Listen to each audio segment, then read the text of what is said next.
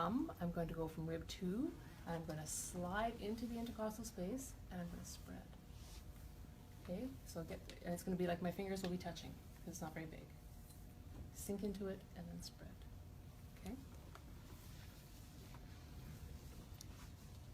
And I will use maybe 2 fingers with my finger, because I can't get, you're not going to get much more in there, and the side of my thumb.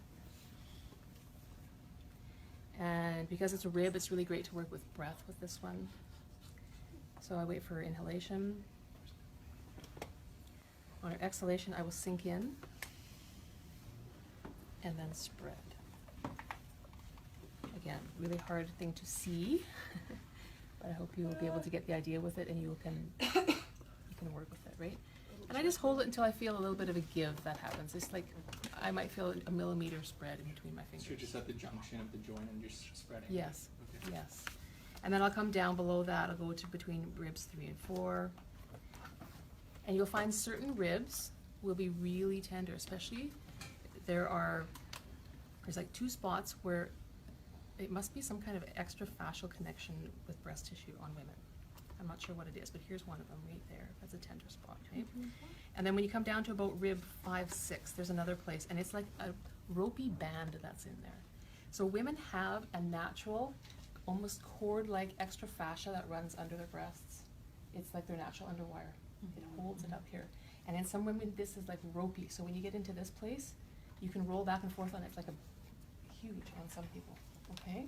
So just be aware of that. It'll be very tender. It's natural. It's supposed to be there. Okay? So why is the joint indicated? We're working on the intercostal space. We're Yeah. releasing the tension around intercostals so that the lymphatics can work their way from the breast tissue and drain into the chest area where the other lymph nodes are. Okay? So is everyone clear with that little action? You work on both sides of the sternum to as far down as you can, and just being aware of the really sensitive areas. There might be ones that you might skip that day because if it's really tender. Okay, that's okay. Okay.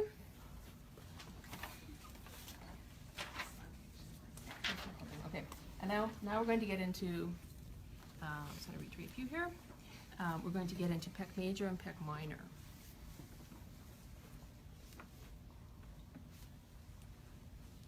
Trying to figure out how I want to drape you here. I just need to have a little bit of side. So if you can remember pec major or pec minor that we did in the breast care class, which we did on the sideline position, it'll be very similar, but we're just going to do it now in supine. First, we're going to release the pec major though, because that is an important structure. Now, I know that, if I can have your hand for a moment, please. I know that you guys like to do a pin and stretch. You've been shown this thing where you take the arm over here and you take some part of your body, your hand. I've seen fists plowed in up here. I've seen all sorts of things. Crushing down on breast tissue and then wanging away on the arm over here. Wanging away, doing nothing in particular. It's a very generalized thing that ends up crushing breast tissue, and it's very general, okay, and often very uncomfortable.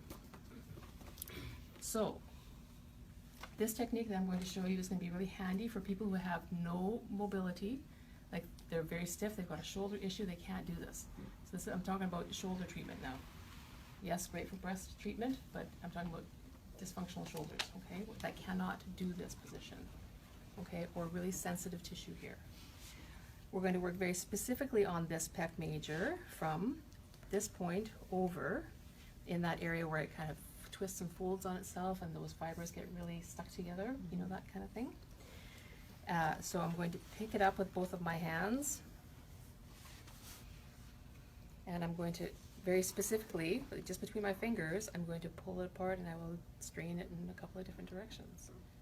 And I will work from one end out to the other, very specifically, okay?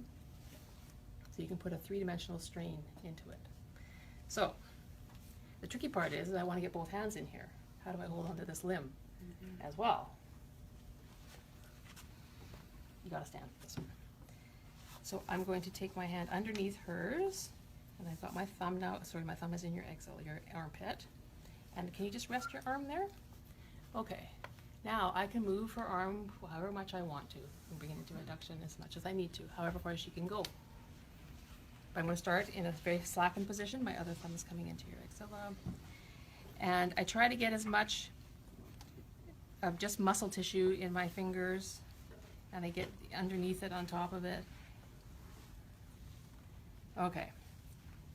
So it's slackened right now. I've got it between my fingers. My fingers are right together. I'm gonna scoop, lift away from the chest a little bit, spread my two fingers apart, and then maybe shear. I'm gonna go this way. Okay, now that I'm in there, it's like very specific on my fingers, and I can drop her as she releases. I can drop her just down by like an inch. I get a little more strain. I'm working specifically in that area. Is that hard on you? No. I'm just doing this. I just make your This body. Yeah. No, it's That easy. looks- it- It's 'cause it looks easy. great. It's easy. It's And then great. it feels great too. Okay. Is it pinchy? Nope. Whatever, pokey? Nope. No. And having had this with you now, Mhm. I will sometimes, if I'm getting a treatment, I'm like, could you do it this way? Ooh, directing treatment. Because it feels better. It's nice to have it bowed almost. Mhm. It feels so much better. Mm-hmm. Do you get the idea? Do you see what I mean about it's being way more effective? You're treating it three-dimensionally instead of just plowing onto it from the top. Do you see what I mean? Like you're getting underneath it and into it. This is, what is that called? Intermuscular? Intermuscular treatment? Do you get the idea? So I can keep on working out and getting right underneath that anterior deltoid, almost to its attachment point out here, and using the arm as a lever. And if she doesn't have great mobility in her shoulder, that's as far as she can go, then I can still do this. Okay? Can you get that? It's really nice. And all you gotta do is this. Okay? So we've released the pec major. Now we have to go to pec minor. So reminder where we're going here. Right? So coracoid process is right there. The pec minor is about here-ish. So my fingers are going to slide in under her pec minor, right along the rib cage, and slide underneath until I get to the pec minor, and I'll bow it there. I'll push up against it. Now imagine my fingers stay here. Then I take my hand onto, if I want to further increase the strain, I take the scapula and I take it posterior and inferior to pull it in this direction.